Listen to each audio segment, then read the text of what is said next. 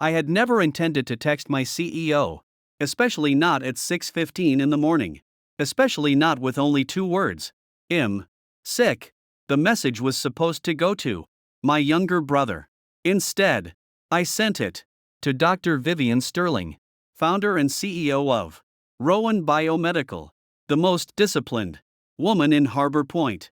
The woman employees called the Ice Queen when they were certain she could not hear them. And unfortunately, my boss. My name was Ethan Carter. I worked as a clinical data manager at Rowan Biomedical, a medical technology company known for producing diagnostic systems used in hospitals across the country. I had worked there for nearly 4 years, long enough to know that Vivian Sterling never canceled meetings. She did not arrive late. She did not take personal calls during business hours. And she definitely did not respond to casual messages from employees before sunrise. That was why I stared at my phone in horror when I realized what I had done. The message had been delivered. Then, read. I immediately typed another one. Sorry, Dr. Sterling. Wrong person. Ill. Still come in. 3 dots appeared. Then disappeared. Then appeared again. Her reply came 30 seconds later. No. Stay home. I frowned.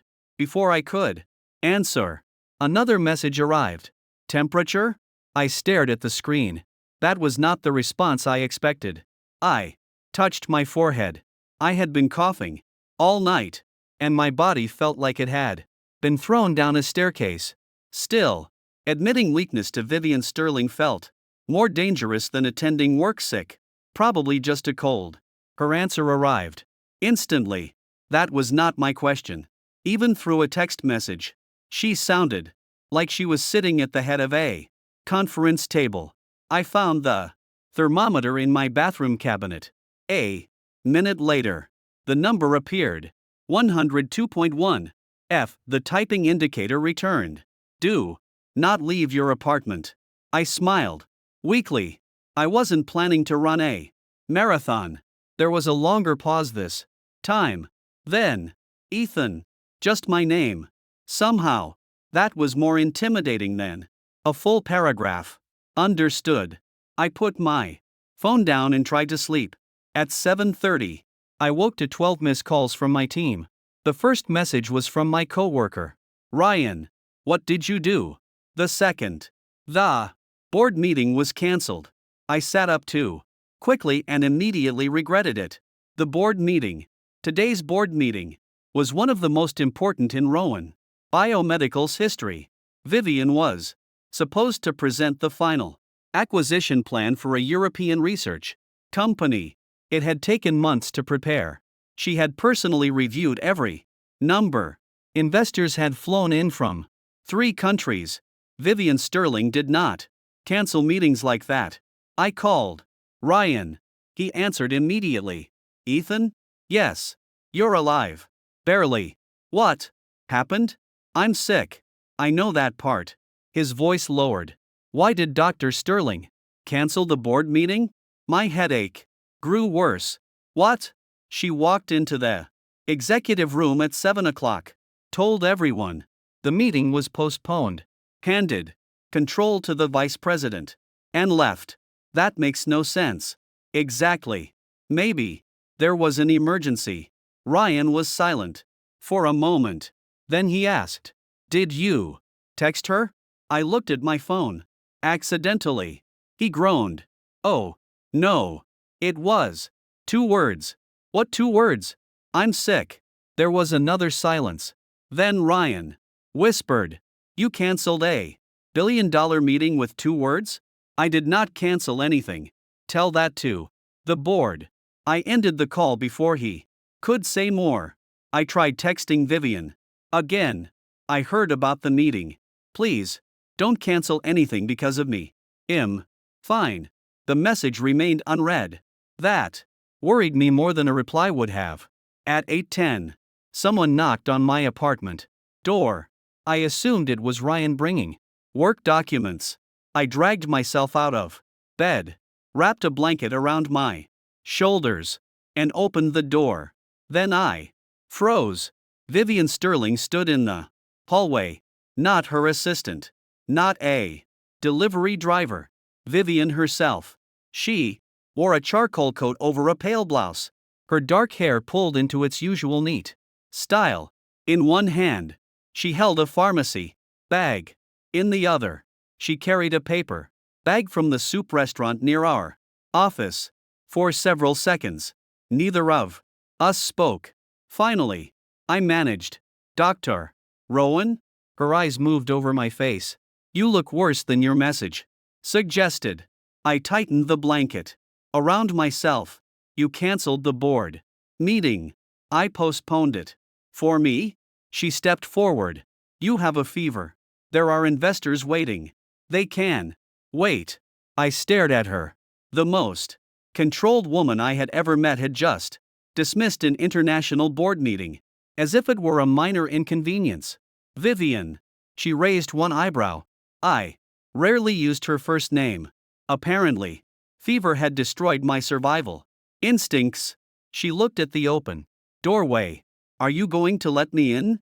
I moved aside. She entered my apartment and immediately noticed the medicine cabinet standing open, the empty water bottle on the table, and the untouched food from last night. Her expression cooled. You haven't eaten. I wasn't hungry. You need food before taking medicine. You bought medicine? She placed the pharmacy bag on the table. Fever reducer, cough medicine, electrolyte solution, and a new thermometer.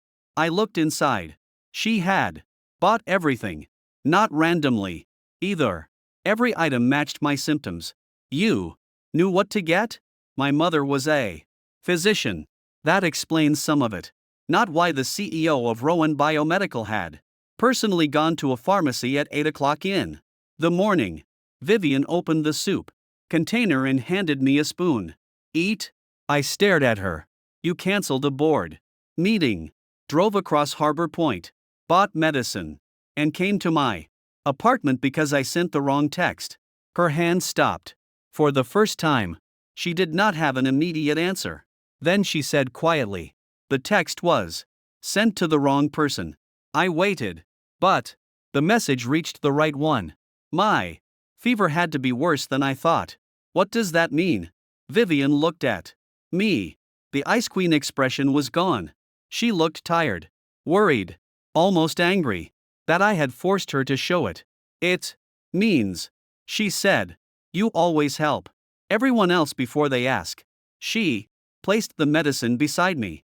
And when you finally needed someone, even by accident, I was not going to ignore you. I could not speak. Vivian Sterling had built a company, led thousands of employees, and faced investors without ever revealing uncertainty. Yet she was standing in my apartment watching to make sure I ate soup. I took a spoonful. She relaxed slightly. Better? I smiled. Yes. Good. She sat in the chair across from me. You can go now, I said. I'll take the medicine. No.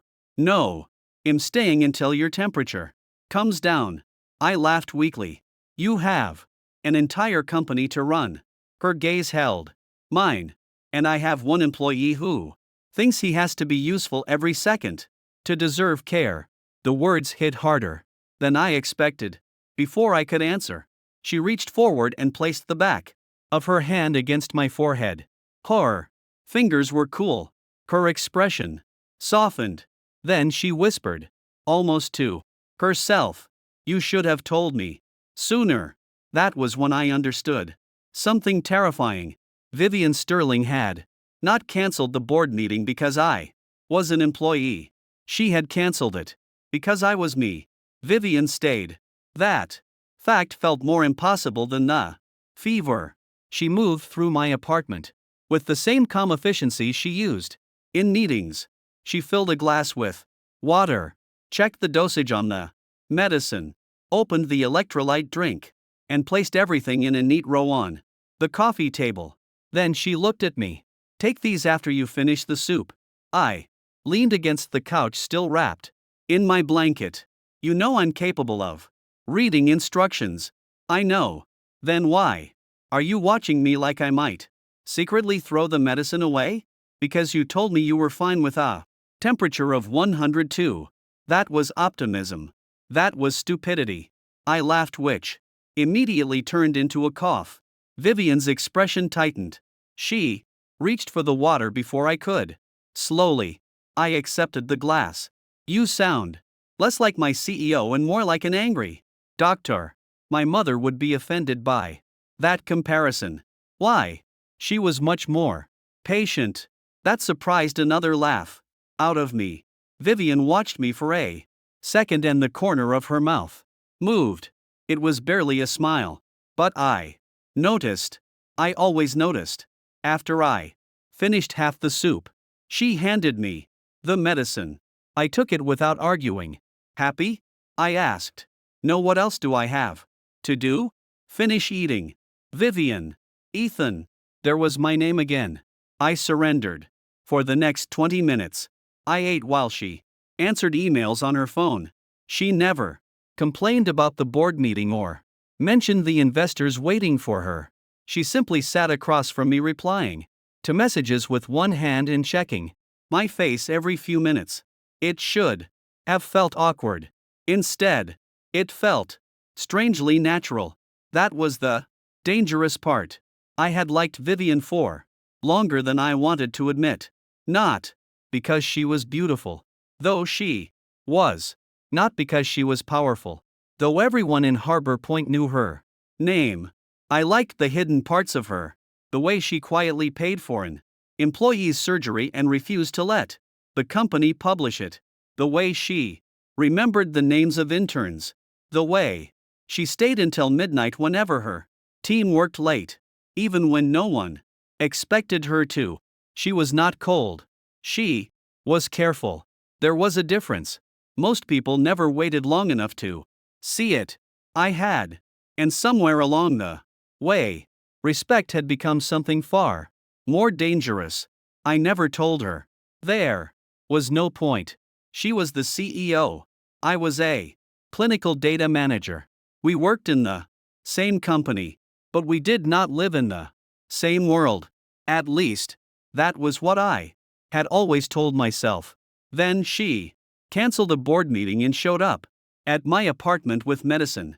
My phone began vibrating on the table. Ryan. Then another message. Then another. Vivian glanced at the screen. You should turn that off. It's probably work. You are not working today. I can answer one question. No. I looked at her. Is that an order? Yes. You enjoy saying that. I enjoy being obeyed when I am correct. That must be exhausting. You think you're always correct. She met my eyes. I usually am. I smiled. There's the CEO. Her expression softened. And there you are. I paused. What does that mean? You are teasing me again. I didn't know that was important. It is. The room became quieter. Vivian looked down at her phone, but she did not type. I studied her. Were you worried? She did not answer immediately. That alone told me enough. Vivian? Yes. The honesty startled me. How worried? She locked her phone and placed it on the table. When I received your message, I called you twice. I frowned. I didn't see any calls.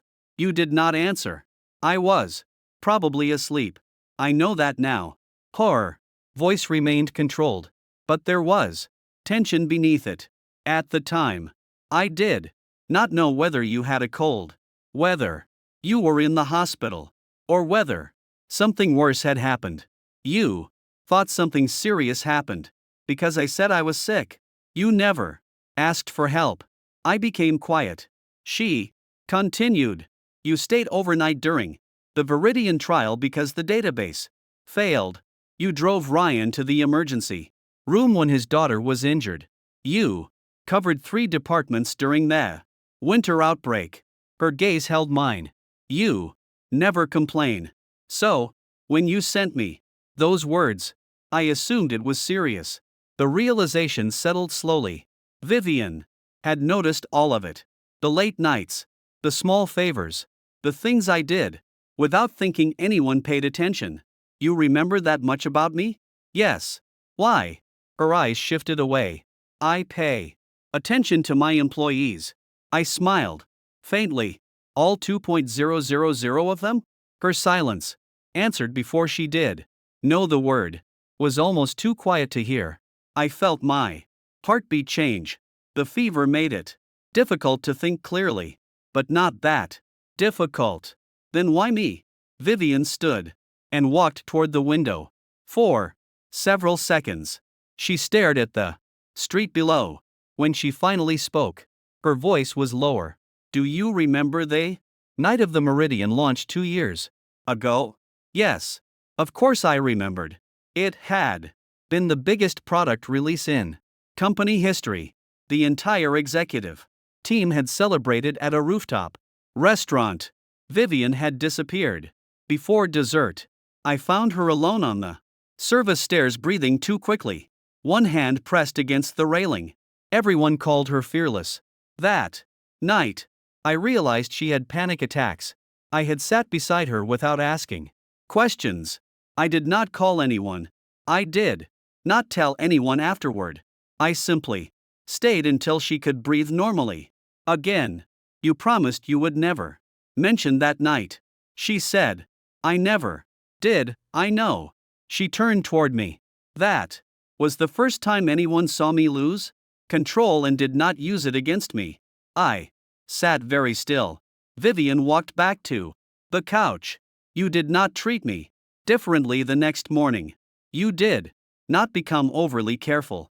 You did not look at me with pity. You didn't need pity. What did I need? Someone to sit on the stairs with you. Her eyes softened. Yes.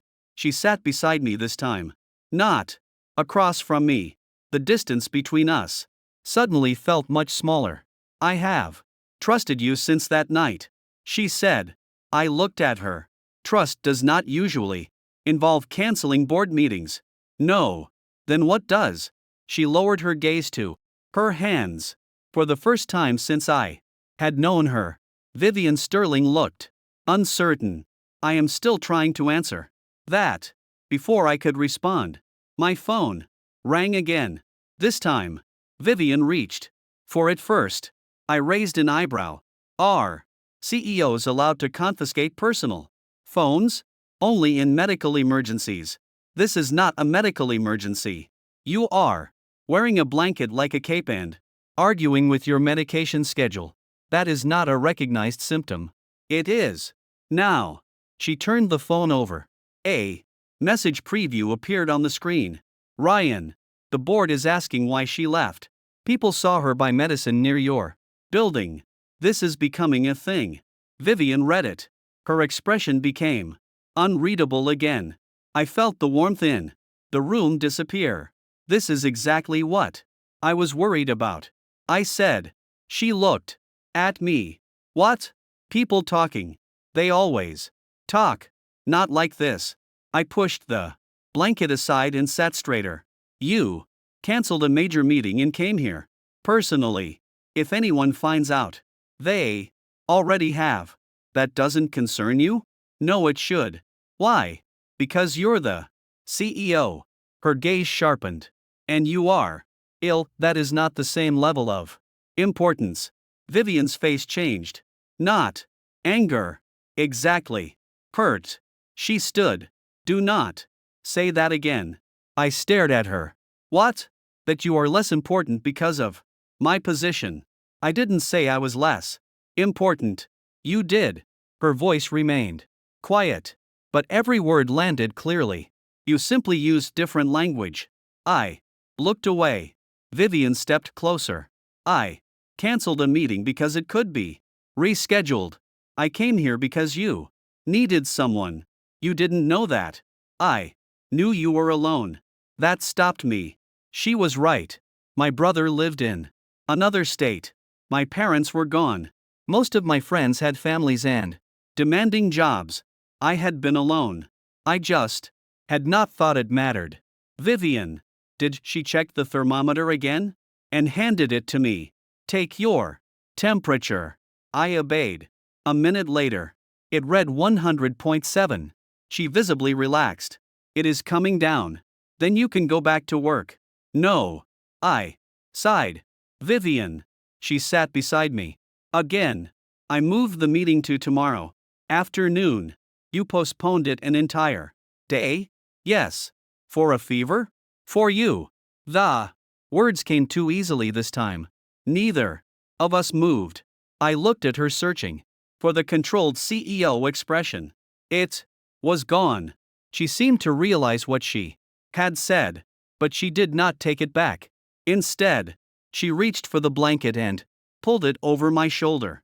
Sleep, she said, and when I wake up, I will still be here. I should have argued. I should have reminded her about the company. Instead, exhaustion finally won. I leaned back against the couch and closed my eyes. The last thing I felt before falling asleep was Vivian's hand, brushing my hair away from my forehead. The last thing I heard was her quiet voice answering a call. No, do not send anyone here. A pause. Then, Ethan is resting. Not Mr. Mercer. Not my employee. Ethan. When I woke 2 hours later, Vivian was still beside me. Her laptop was open. Reports spread across the table. But one of her hands was holding mine, and she was asleep, too. When I opened my eyes, the apartment was quiet. For one confused second, I forgot why Vivian Sterling was asleep beside me.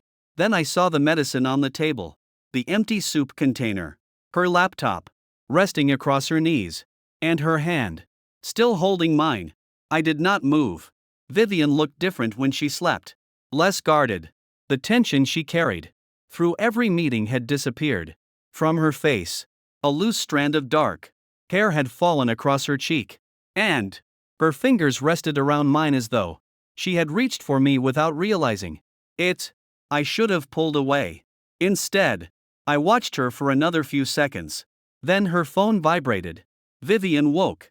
Instantly, her eyes opened, sharp and alert, and she looked first at me, not the phone. You're awake. So are you. She glanced down at our hands.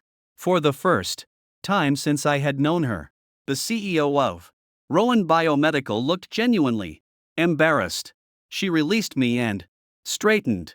I must have fallen asleep. You did. For how long?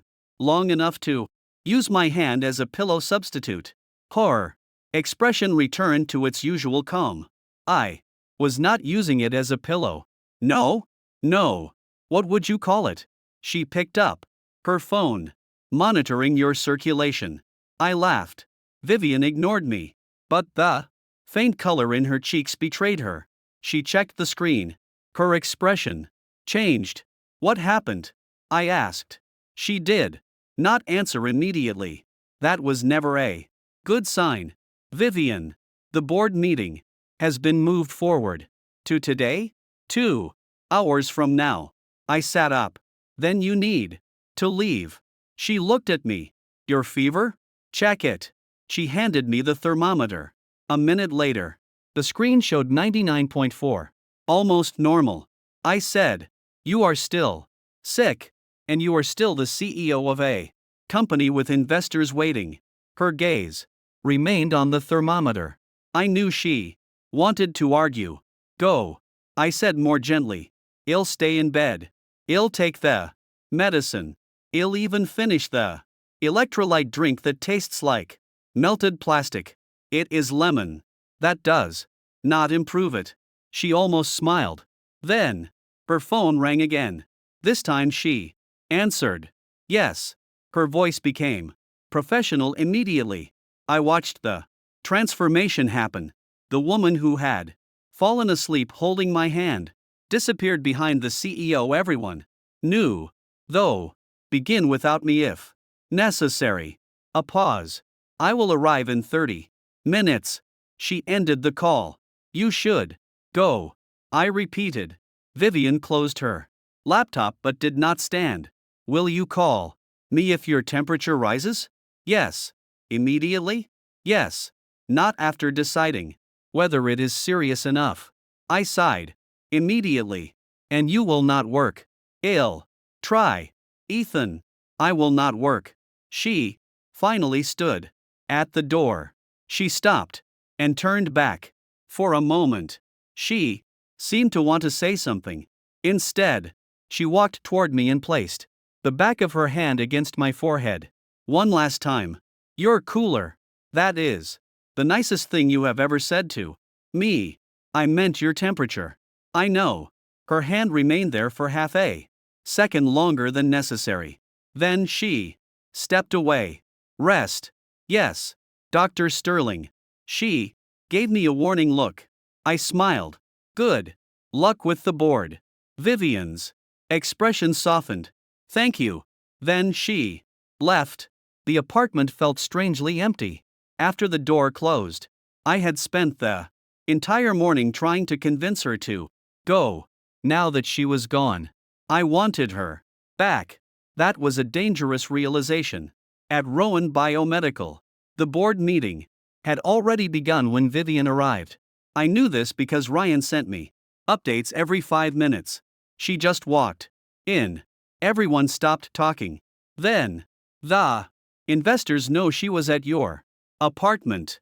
A minute later. This is no longer about the acquisition. I called him. He whispered when he answered. You are supposed to be resting. What is happening? Someone photographed Dr. Rowan leaving the pharmacy. That doesn't prove anything. They also photographed her entering your building. I closed my eyes. Of course they had. Harbor Point was full of reporters whenever a major acquisition involved Rowan Biomedical. Vivian's cancelled meeting had already attracted attention. Who showed the photos to the board? One of the investors brought them up. Why? Because they think her personal judgment is affecting company decisions. The same accusation people always used against powerful women. If she was cold, she was heartless. If she cared, she was irrational. I hated it. What did she say? That the board was welcome to review every decision she made. That sounds like her. She also said postponing one meeting did not endanger the company. Also sounds like her. Ryan became quiet. What? She told them why she left. My chest tightened. What exactly did she say? She said an employee had a high fever and no one nearby to help. That's all? No. I waited. Ryan lowered his voice further. She said she would make the same decision again. I looked toward the closed apartment door. Vivian had never apologized for coming. Not once. Even when I told her the rumors could hurt her, she had only told me not to call myself less important. Ethan. Ryan said. Yes? People are going to assume something is happening between you two. Nothing is happening. The answer came too quickly. Ryan noticed. Right. Sick. She helped me. She canceled a board meeting. She postponed it. She bought medicine. She understands medical products. She slept at your apartment. I froze. How do you know that? You just told me. I ended the call. By the next morning, my fever was gone. The rumors were not. When I returned to work 2 days later, the lobby became silent. People tried not to stare. They failed. Ryan met me near the elevator. You look better. I feel better. You also look like a man walking into his own public execution. That accurate? Very. The elevator doors opened. Vivian was inside, alone. The employees around me suddenly found reasons not to enter. I stepped in. The doors closed. For several seconds, neither of us spoke. Vivian looked immaculate again.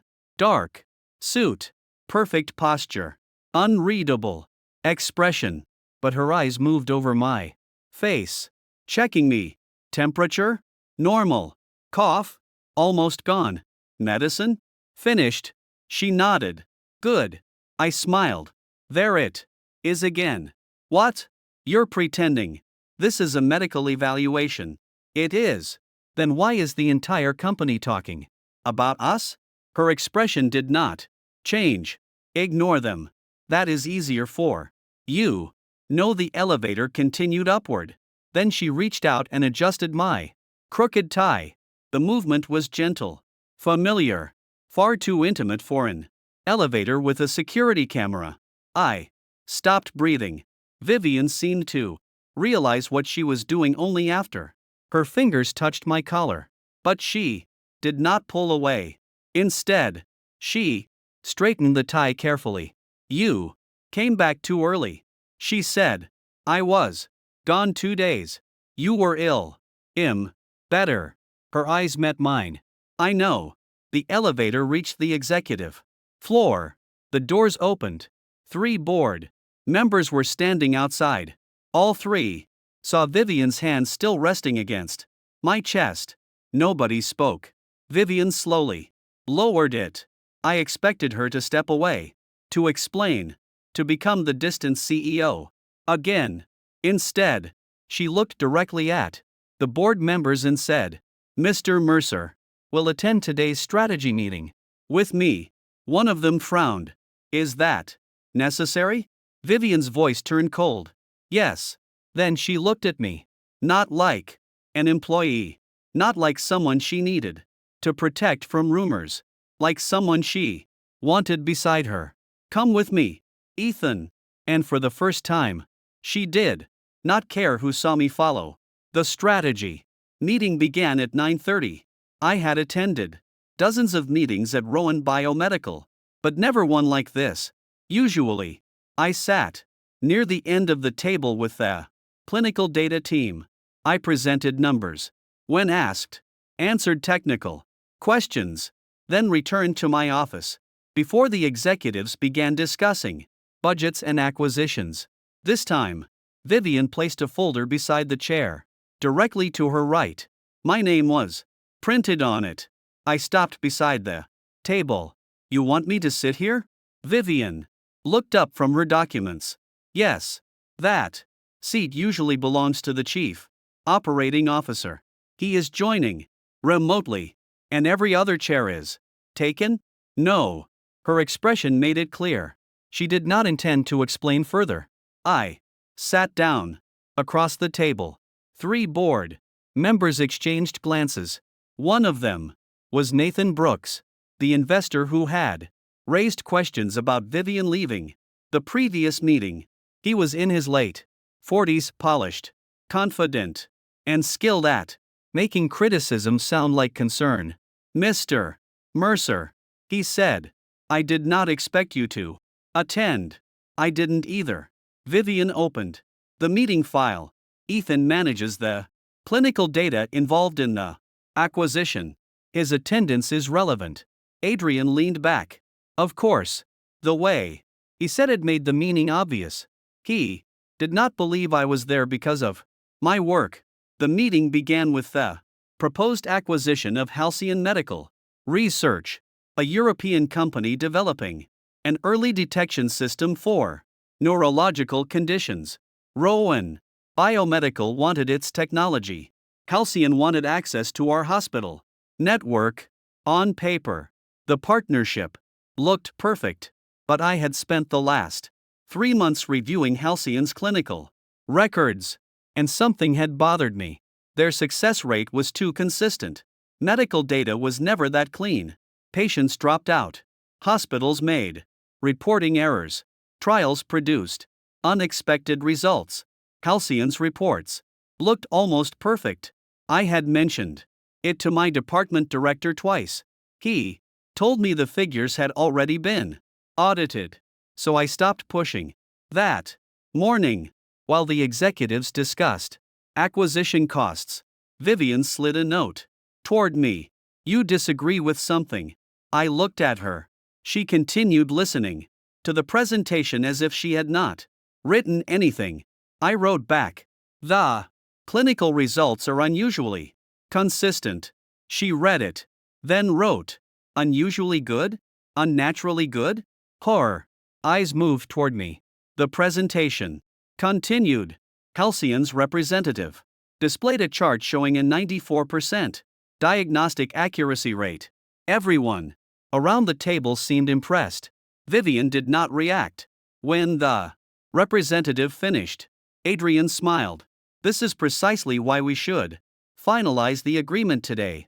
Several board members nodded. Vivian turned toward me. Ethan. Every person at the table looked in my direction. Yes? Do you agree with the findings? The safest answer would have been yes. The audit team had approved the data. The board supported the acquisition. Millions had already been spent preparing the agreement. I looked at the chart again. No silence filled the room. Adrian frowned. Excuse me? I opened the folder. The results are too consistent across sites. Halcyon's representative gave a polite smile. Our system performs consistently because it is effective. That is not what I mean. I pointed to the numbers. 5 hospitals used different patient groups, different equipment, and different testing schedules. Yet, the error rate differs by less than 0.5% at every location. The representative's smile disappeared. That proves our quality controls are working. No, it suggests the results may have been standardized. After collection, the room became still. That was a serious accusation. My department director stared at me as though I had lost my mind. Ethan, he said, the reports were independently reviewed. I know. Then perhaps this is not the appropriate place for speculation. Before I could answer, Vivian spoke. It is exactly the appropriate place. Her voice was calm, but the entire room shifted. She looked at me. What else did you find? I turned to the appendix. 47 patient records share identical symptom progression. Notes. Adrian shook his head. That could be a documentation template.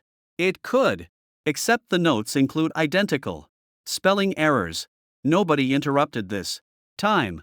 I continued. 3 hospitals supposedly entered the same incorrect phrase on different dates, in different countries, for different patients. Vivian's expression hardened. Did you report this? Yes. To whom? I named my department director. His face lost color.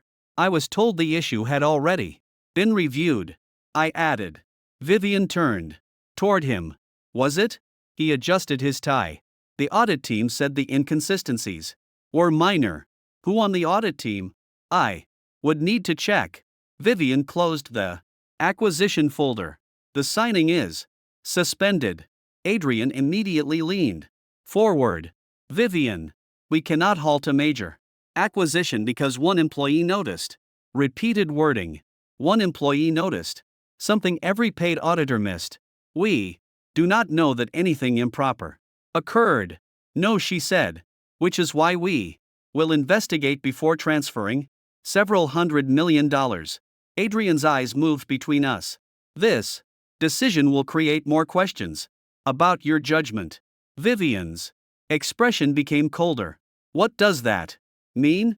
It means people are already concerned that your relationship with Mr. Mercer affects your professional choices. My stomach tightened. There it was. The reason he had been waiting for. I started to speak, but Vivian raised one hand. Be precise. Adrian. He hesitated. You invited him into an executive meeting 2 days after canceling the board meeting to care for him. Now, you are suspending an acquisition based on his opinion, his analysis. Vivian corrected. The distinction may not appear clear to investors.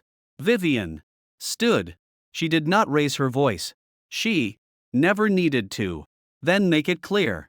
The room went silent. Mr. Mercer identified duplicated clinical records that passed through 3 departments. His personal relationship with me, whatever you believe that relationship to be, does not alter the evidence. Adrian's jaw tightened. And if he is wrong, then the investigation will prove it. And if this delay damages the acquisition, then I will accept responsibility. He glanced at me. You are risking the company for him. Vivian looked directly at Adrian. No, her voice was quiet. I am protecting the company because he was brave enough to say something everyone else ignored. Nobody spoke after that. The meeting ended 20 minutes later. The acquisition was frozen pending an independent investigation. Security collected the relevant records, and Vivian ordered all communication with Halcyon preserved. When everyone left, I remained in my chair. Vivian stood by the window reading an email. You believe me? I said. She looked up. Yes, you did not ask for proof before stopping the deal. You showed me proof. Not enough to confirm fraud, enough to investigate. I looked at the empty chairs. You know, Adrian will use this against you.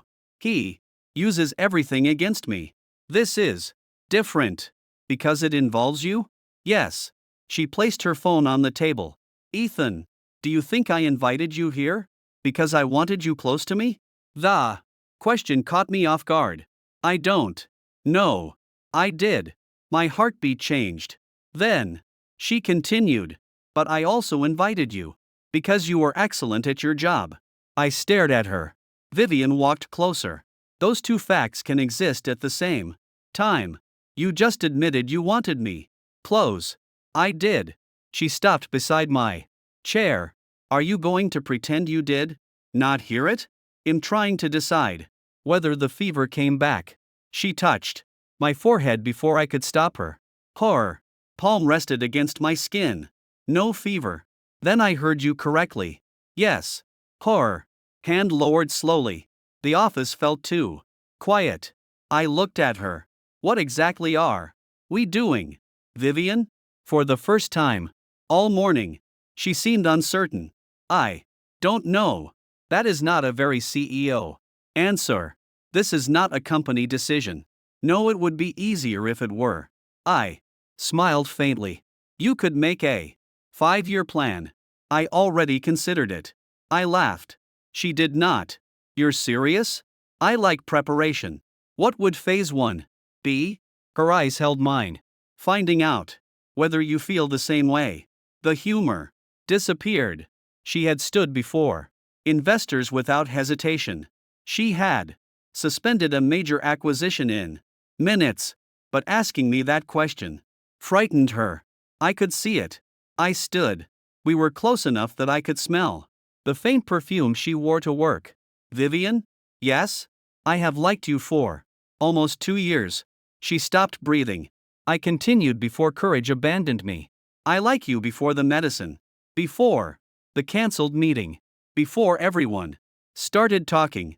Why did you never tell me? You were my CEO. I still am. I noticed. Her mouth almost curved into a smile. Then her expression became serious again. Does that make this impossible? I wanted to say no, but pretending there were no consequences would have been dishonest. I don't know. Vivian nodded once. The careful mask began returning. Before I could fully settle, I reached for her hand. She looked down at our fingers. I said I don't know whether it will be easy. I told her. I didn't say I wanted to walk away. Her hand closed around mine. A knock interrupted us. Vivian released me before the door opened. Her executive assistant entered with a tablet. Sorry, Dr. Sterling. The independent review team found something. Vivian's expression changed immediately. What? They checked the patient records, Mr. Mercer identified. The assistant looked at me.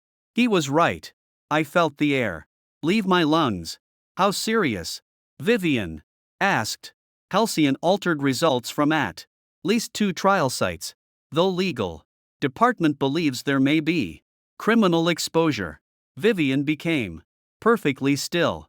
The acquisition had not merely been risky, it could have destroyed Rowan Biomedical. Horror. Assistant continued. There is another issue. What issue? The internal audit. Approval was signed by someone here. She placed the tablet in front of Vivian. A name appeared on the screen. My department director. The man who had told me to stop asking questions. Vivian read the document once, then looked at me. The concern in her eyes was no longer about the acquisition. It was about me.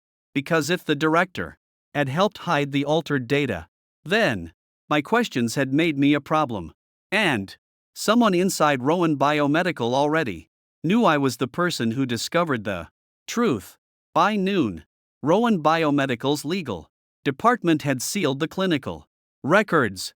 My department director, Victor Keene, was suspended.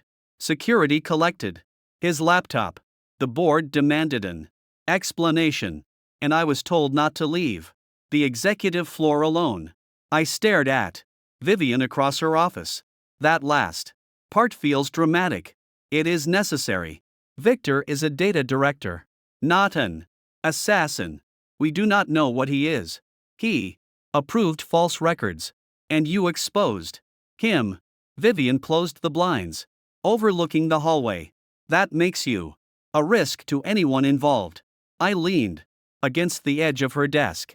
You canceled a board meeting because I had a fever. Now you're assigning security because I found duplicated spelling errors. Yes, you have a very intense management style. This is not management. The words came quickly. I looked at her. Vivian seemed to realize how they sounded.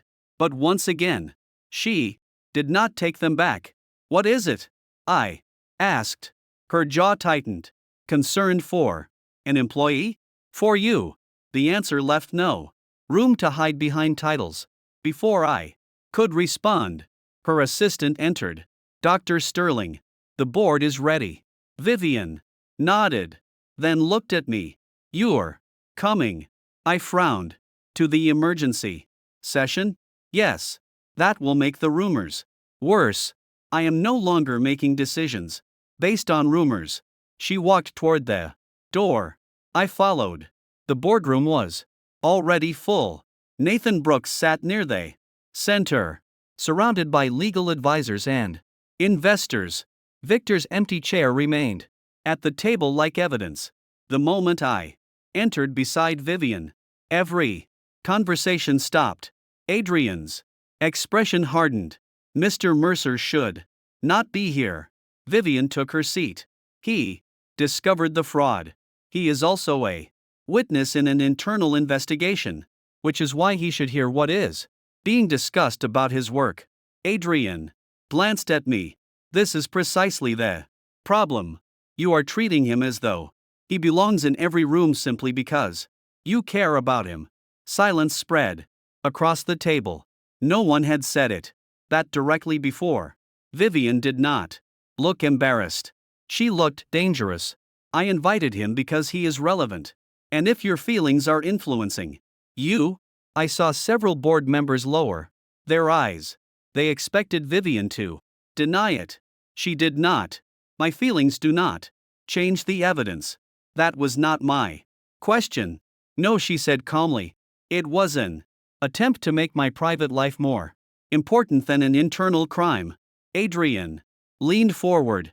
The company needs leadership without distractions. Vivian's voice became colder. Ethan prevented Rowan Biomedical from acquiring falsified research. If caring about the person who protected this company is a distraction, then perhaps your definition of leadership is the problem. The room was completely still. I looked at her. She had defended my work before. This was different. She was defending me. Not secretly. Not after the meeting. In front of everyone. The general counsel opened a file. Our preliminary findings show Victor Hale Received payments from an account linked to Halcyon's consulting division. Murmurs moved around the table. How much? One director asked. Just over $800,000. Adrian's confidence faded slightly. The counsel continued. We also recovered deleted messages suggesting he intended to remove Mr. Mercer from the acquisition review team. Vivian's fingers became still against the table. Remove him how? We do not know yet. The answer changed the atmosphere. This was no longer only about a contract. Vivian turned to me. Did Victor contact you after the meeting? No, did anyone? I thought about the calls I had ignored while sick. Most were from co-workers. One number had been unfamiliar. I received a call yesterday evening from a blocked number. Her expression sharpened. What did they say? I didn't answer. Show me. I handed her my phone. Vivian passed it to security without hesitation. Adrian sighed. This is becoming excessive. She looked at him. A senior employee accepted secret payments, concealed altered clinical data, and discussed removing the person who discovered it. Her voice dropped. What exactly would you consider an appropriate level of concern? He did not answer. By the end of the meeting, the board approved a full external investigation. The acquisition was terminated. Federal regulators would be notified. Rowan Biomedical had avoided a catastrophe, but Vivian was not relieved. The moment we returned to her office, she turned toward me. You should stay somewhere else tonight. I stared at her. You cannot be serious. I am not entering witness protection. You are not going home alone. I have locks. You also open your door without checking who is outside. That happened once. You let your CEO enter. You had soup. That is not a security system. Despite everything, I laughed. Vivian did not. Ethan. Her voice softened. Please. That word stopped me. Vivian Sterling issued instructions. She negotiated. She decided. She almost never asked. Where am I supposed to stay? With me. I blinked. Her expression remained composed, but a faint color appeared along her cheeks.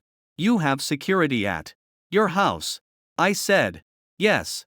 And a guest room? Several. Right. A strange disappointment slipped through me. Vivian noticed. You sound unhappy. Not. You are. You really choose inconvenient moments to read me accurately. She stepped closer. I said, there are guest rooms. I heard you. I did not say you had to use one. My mind went completely blank. Vivian held my gaze for 2 seconds. Then she turned away and began gathering documents as though she had not just destroyed my ability to speak. Vivian. Yes. Was that a joke? No, that makes it worse. Why? Because I'm trying to behave professionally. She looked back at me. So am I. You invited me to sleep in your room. I said you did not have to use a guest room. That is the same thing. No. My house also has a library. I stared at her. Then I saw it. The smallest hint of amusement in her eyes. You are teasing me. Perhaps. The Ice Queen CEO makes jokes? Only when one particular employee is difficult. I smiled despite myself. That evening, we left through the private garage. Vivian's security team drove us to her home overlooking the harbor. I had expected something cold and enormous. The house was elegant, but surprisingly warm. Books filled the shelves. A piano stood near the windows. A worn blanket rested over the couch. It looked lived in. It looked like her. Vivian placed her bag down. You expected something different. A museum. That is insulting. A very expensive museum. She removed her coat and glanced toward the kitchen. Have you eaten? Not since lunch. Ale. Make something. I followed her. You. Cook? No, then why did you say that so confidently? Because you cooked soup from a container and still called it breakfast. I was sick. I noticed. We ended up making pasta together. Vivian. Read every instruction twice. I handled the sauce. She insisted on measuring the salt for the first time since the investigation began. Neither of us talked about Halcyon, the board, or Victor. We were simply Ethan and Vivian. After dinner, I found the guest room prepared, fresh towels, a glass of water, and the same brand of medicine she had brought to my apartment placed on the nightstand. I smiled. She had remembered my cough was not completely gone. There was a knock. Vivian stood in the doorway. Do you need anything? No, she nodded but did not leave. Neither did I ask her to. Finally, she said, when I learned Victor may have targeted you, I was afraid. I'm okay. I know. She looked down. That does not erase the fear. I stepped closer. You don't have to protect me from everything. I know. But you're going to try. Yes. I smiled. Why? This time. She did not hide behind concern or responsibility. She looked directly at me. Because losing the acquisition would have cost the company money. Pause. Losing you would cost me something I could not replace. My chest tightened. Vivian turned to leave. Before I could answer, I reached for her hand. She stopped. Stay. I said. Horror. Fingers slowly closed around mine. For how long?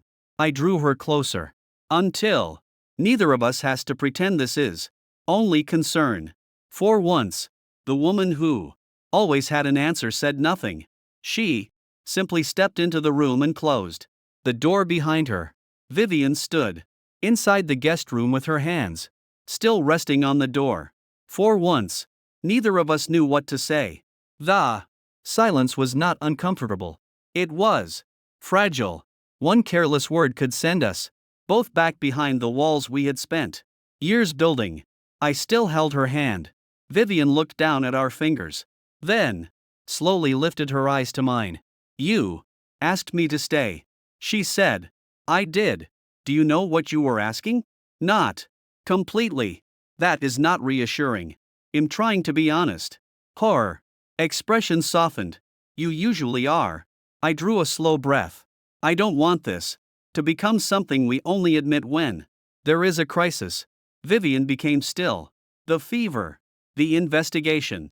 Victor. All of it gave us reasons to stop pretending for a few minutes. I tightened my fingers around hers. But tomorrow, there will be meetings again. People watching us. Reasons to act like none of this happened. And you do not want that? No, the answer was easy. That was what surprised me most. I had spent nearly 2 years convincing myself that wanting Vivian was unrealistic, dangerous, and professionally irresponsible. Now that she was standing in front of me, I did not want to waste another moment hiding. Vivian stepped closer. What do you want, Ethan? I looked at her. Dinner when neither of us is solving a company crisis. Horror. Mouth moved slightly. Anything else? I want to be allowed to call you when I'm sick without causing an international incident. That was your fault. It was an accidental text. You should have answered my calls. I was unconscious. You were asleep. Very deeply. She almost smiled. I continued. I want to know what you do on Sundays. Work. That answer is depressing. It is accurate. Then I want to change it. Her eyes remained on mine. And I hesitated. Then raised my free hand and touched her cheek. Vivian stopped breathing. I want to kiss you, I said. The confidence disappeared from her face. Not because she was frightened, because she had wanted the same thing and had never allowed herself to expect it. Is that part of your long-term plan? She asked quietly. No. You dislike planning? I dislike waiting. For a second. She simply watched me. Then Vivian closed the distance herself. Her kiss was careful. At first. Almost uncertain. The woman, who could control an entire boardroom, was trembling against me. I placed one hand in her waist, and she gripped the front of my shirt. The kiss deepened. Not rushed. Not dramatic. Just years of restraint finally giving way. When we separated, her forehead rested against mine. You are still my employee. She whispered. I know. This could become complicated. I know. The board will question every decision I make involving you. I know. You keep saying that. Because none of it makes me want to leave. Vivian looked at me for a long moment. Then she kissed me again. This time, there was no uncertainty. We did not sleep much that night. Not because anything happened that either of us would regret. Because we talked for hours. Vivian told me about growing up with a mother who expected excellence and a father who disappeared whenever life became difficult. She told me Rowan Biomedical had started with 3 employees in a rented laboratory. She told me she had spent so many years protecting the company that she no longer knew how to build a life outside it. I told her about my parents, about losing them within 2 years of each other, about why I became the dependable one in every friendship, about how useful I had learned to be so nobody would notice how much I hated being alone. Vivian listened without interrupting. Near 3 o'clock in the morning, she said, "That is why you never ask for help." Yes. Because you think people stay only when you are useful. I looked at the ceiling. It sounds worse when you say it. It is worse. I turned toward her. You are not supposed to agree. I am not going to lie to make you comfortable. There's the CEO again. No. She moved closer beneath the blanket. This is the woman who canceled a board meeting because you finally needed her. I smiled. I still think that was excessive. I would do it again. I know. Her hand rested against my chest. Ethan? Yes? You do not have to earn care from me. The words reached somewhere deeper than I expected. I covered her hand with mine. And you do not have to be perfect for me. Vivian's eyes became glossy, but she blinked the emotion away. Do not tell anyone, I almost cried. Ill included in the next board report. She pushed lightly against my shoulder. I laughed and she finally did too. The next morning, I woke alone. For one terrible second, I wondered if Vivian had regretted everything. Then I smelled coffee. I found her in the kitchen wearing a silk robe and reading emails while toast burned behind her. Your breakfast is on fire, I said. She turned, saw the smoke, and immediately switched off the toaster. I was managing it. You were ignoring it. I was reading an urgent message. The toast was more urgent. Vivian looked at the blackened bread. You can cook. That is not a compliment. It was intended as a request. I made breakfast while she watched from the counter. The scene felt dangerously domestic. I liked it too much. My phone rang just as I placed 2 plates on the table. The caller was security. I answered. Mr. Mercer. We found the source of the blocked call.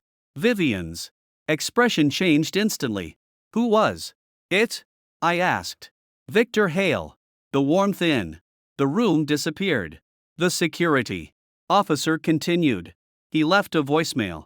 After the call failed, it was recovered from the carrier. What did he say? There was a pause. He told you to stop asking questions if you wanted to keep your job. Vivian stood. Her face became colder than I had ever seen it. Where is he now? Security heard her voice. He has not returned home. His attorney says he is unavailable. Vivian took the phone from me. Find him. She ended the call and immediately opened another contact. I caught her wrist. Vivian. He threatened you. He threatened my job. We do not know that was all he intended. You cannot solve this by declaring war on everyone. I can try. I smiled despite the tension. She did not listen to me. I said, I am here. I'm safe. For now. And I need you to trust the investigation. Her jaw tightened. You trusted me in the boardroom. I stepped closer. Now trust me outside it. Vivian looked at me. Slowly the anger in her expression changed into fear. I nearly lost you before I even had you. She whispered. I took her face in my hands. You have me. Her eyes searched mine. Say it again. You have me. I kissed her forehead. And am not going anywhere. By noon, Victor Hale surrendered to investigators. The immediate danger ended. The questions did not. Because that afternoon, Nathan Brooks called another emergency board session. This time, the agenda was not halcyon. It was Vivian and me. And when we entered the boardroom together, Adrian placed a formal document on the table. Dr. Sterling, he said, the board requires you to make a choice. Vivian looked at the paper, then at me. Between what? Adrian's answer filled the room. Your position as CEO. He paused. And your relationship with Mr. Mercer. The boardroom went silent. Nathan Brooks' document sat in the center of the table. A formal demand. A choice between Vivian's position as CEO and her relationship with me. I looked at her. Vivian did not touch the paper. She only asked, on what authority? Adrian folded his hands. The board has a responsibility to protect Rowan Biomedical from conflicts of interest. There is no conflict of interest. You invited Mr. Mercer into executive meetings because his work was relevant. You personally intervened in his medical care. He had a high fever, and no one nearby.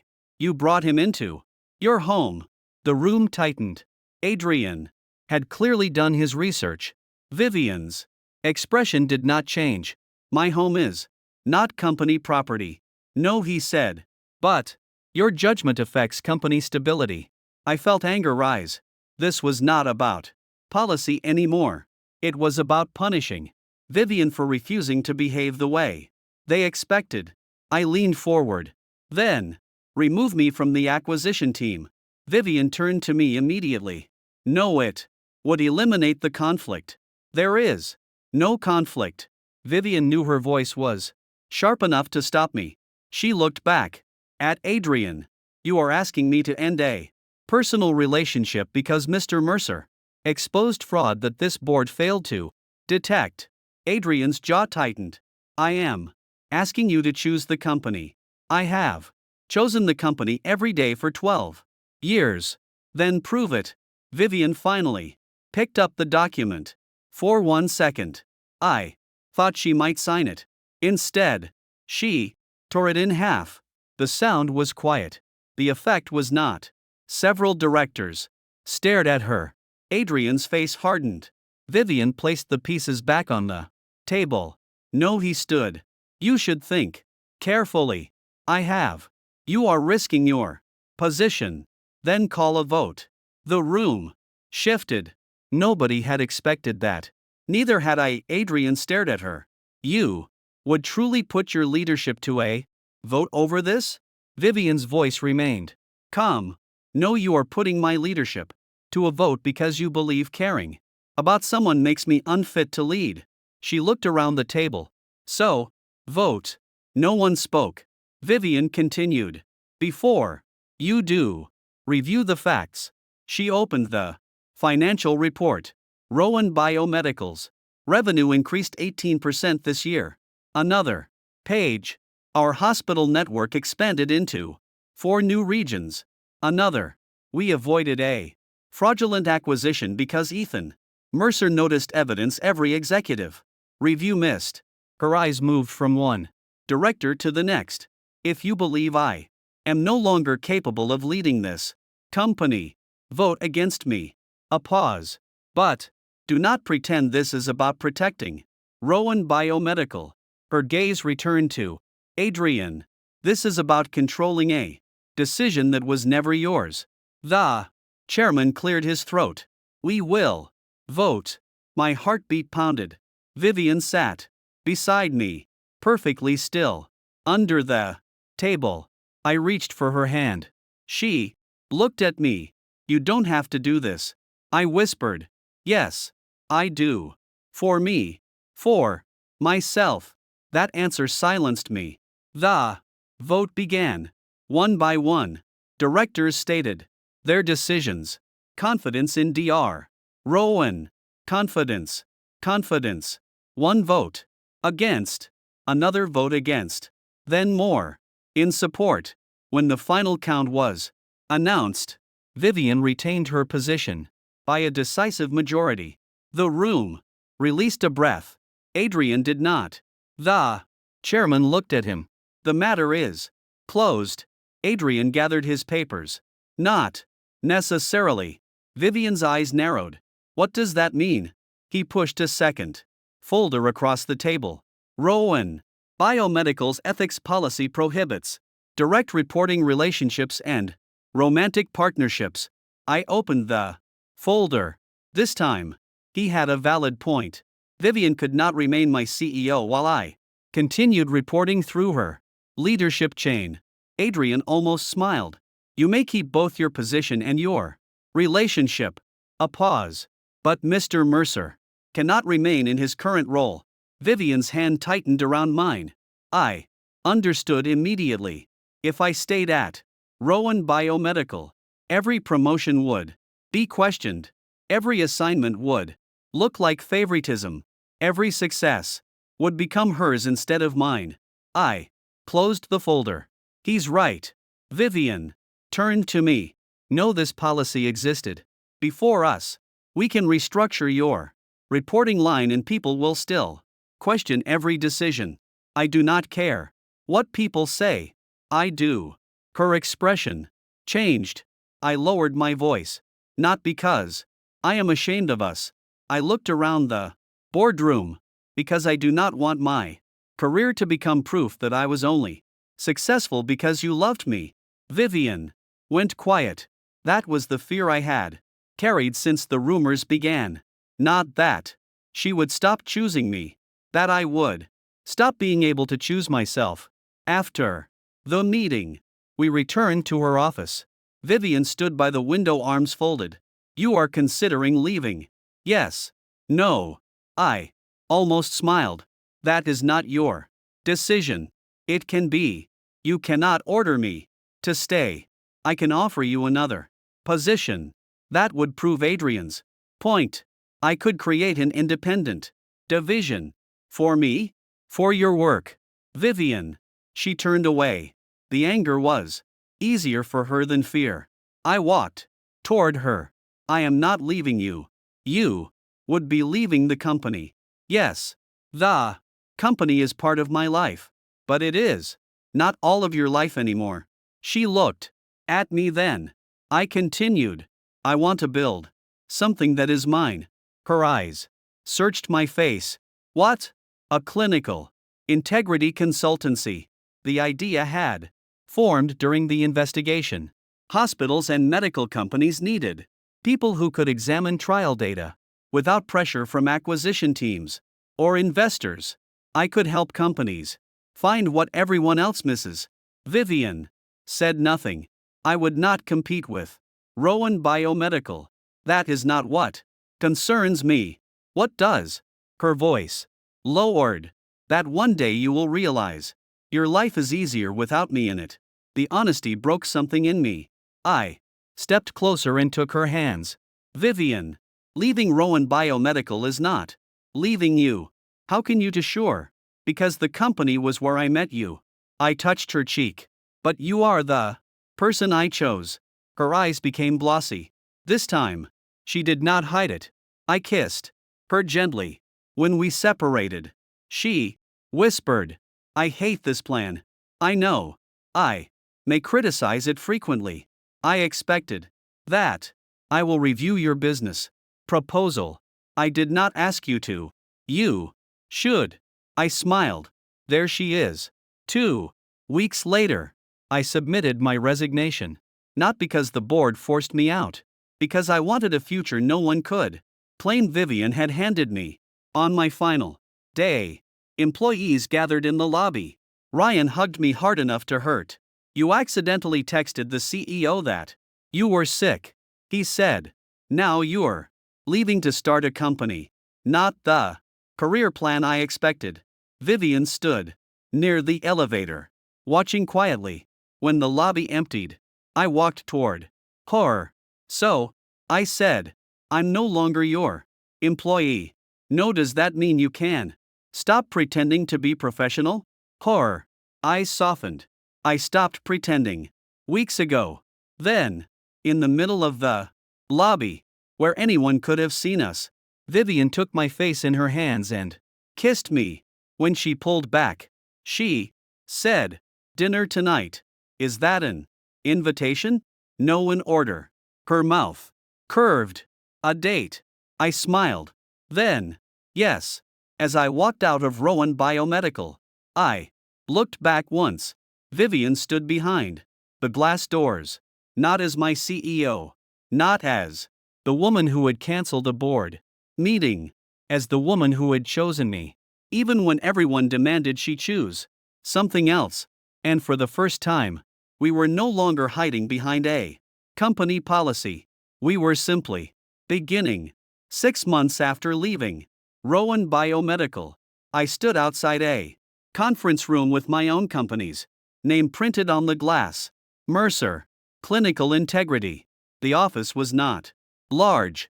We had 8 employees, 3 hospital clients, and 1 coffee machine that sounded like it was preparing for emergency surgery every morning. But it was mine. Every contract had come from my work. Every client knew my name before they knew Vivian's. That mattered to me more than I had expected. Not because I wanted distance from her, because I wanted to stand beside her without feeling that I was standing in her shadow. My first major public presentation was at the Harbor Point Medical Ethics Summit. Hundreds of executives, researchers, hospital directors, and investors filled the hall. Rowan Biopharma Medical was one of the main sponsors. Vivian sat in the front row. She wore a dark blue suit, her posture perfect, her expression unreadable to everyone except me. I knew the truth. She was nervous for me. Before I walked onto the stage, my phone vibrated. A message from her. Do not rush the third section. Drink water before the questions. I smiled.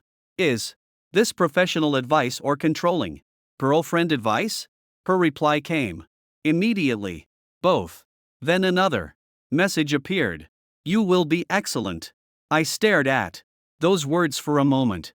6 months earlier, I might have needed her confidence to believe in myself. Now, it simply reminded me that I was not alone. I stepped onto the stage.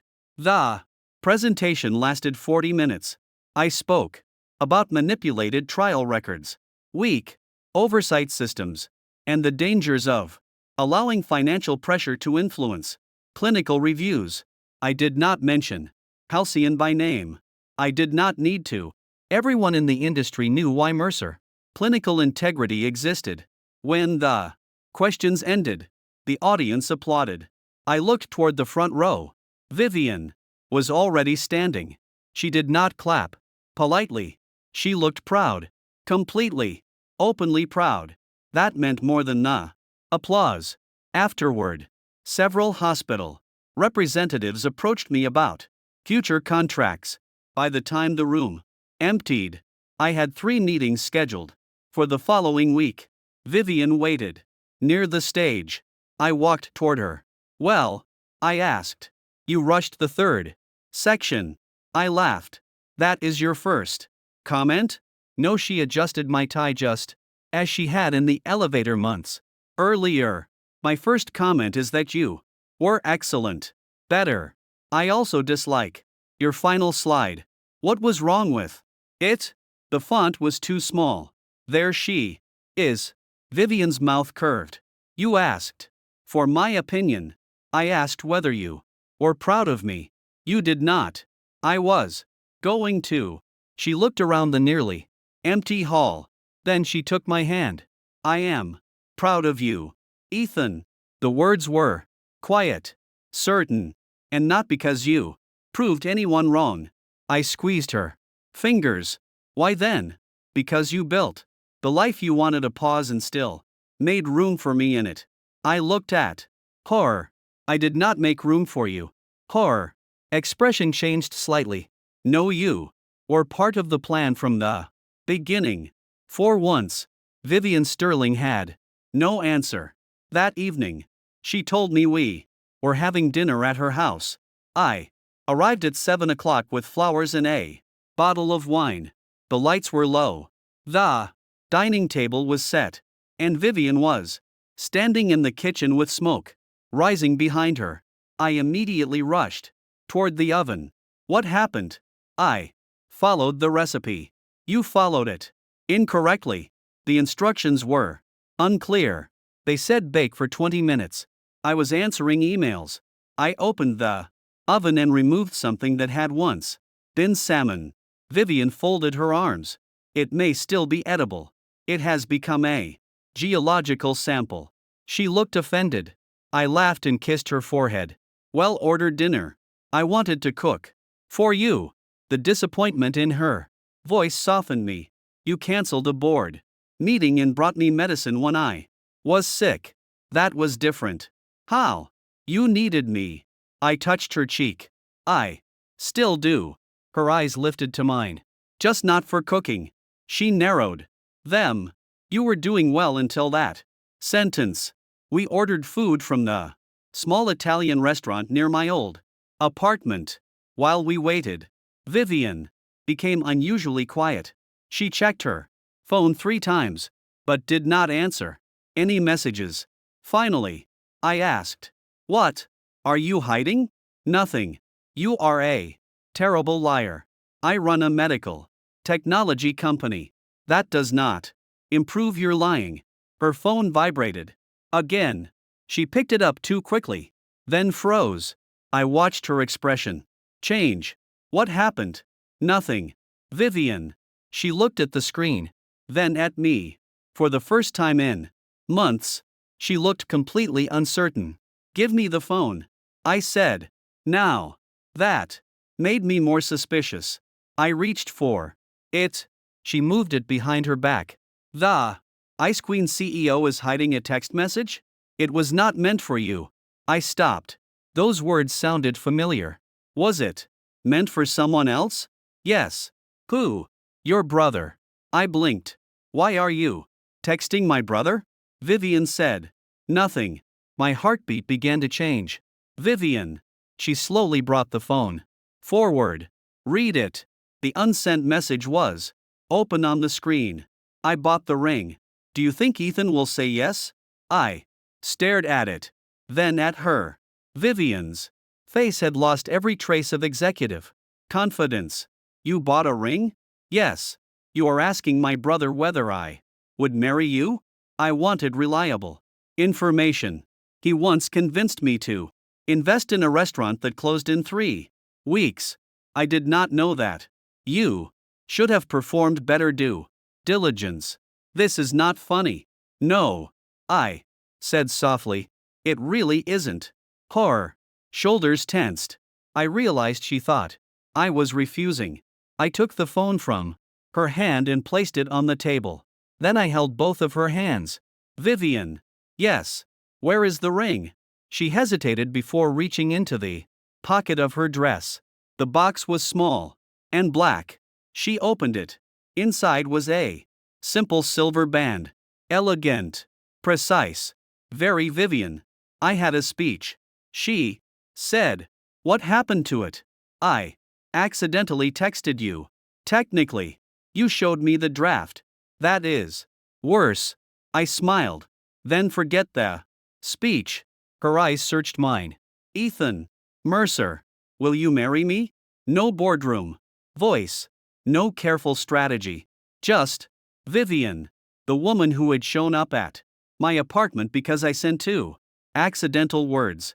The woman who had chosen me when doing so was inconvenient, complicated, and public. I answered without hesitation. Yes. Horror. Breath left her. Yes? Yes. I took the ring from the box and slipped it onto my finger myself. Vivian stared. You were supposed to let me do that. You took too long. Then I kissed her. When we separated, she rested her forehead against mine. I cancelled a board meeting for you, she whispered. I remember. I challenged the board for you. I remember. I burned dinner for you. That may have been the greatest sacrifice. She laughed against my shoulder. Months later, we married in a small ceremony overlooking Harbor Point. Ryan cried more than either of us. My brother told everyone he had helped Vivian choose the ring, though he had never seen it. The Rowan Biomedical board attended. Even Adrian sent flowers. Vivian remained CEO. I continued building Mercer Clinical integrity. We did not become less ambitious because we loved each other. We simply stopped believing ambition had to mean loneliness. On our first anniversary, I woke with a headache. Vivian was already preparing to leave for an investor meeting. I picked up my phone and sent her a message. Sick. She appeared in the bedroom doorway 10 seconds later. You are not sick. I smiled. Just checking. Checking what? That the message still reaches the right person. Horror. Expression softened. She walked back to the bed, placed her hand against my forehead, and kissed me. It always will. And this time the message was not an accident. That's all for today. Remember to subscribe and support us.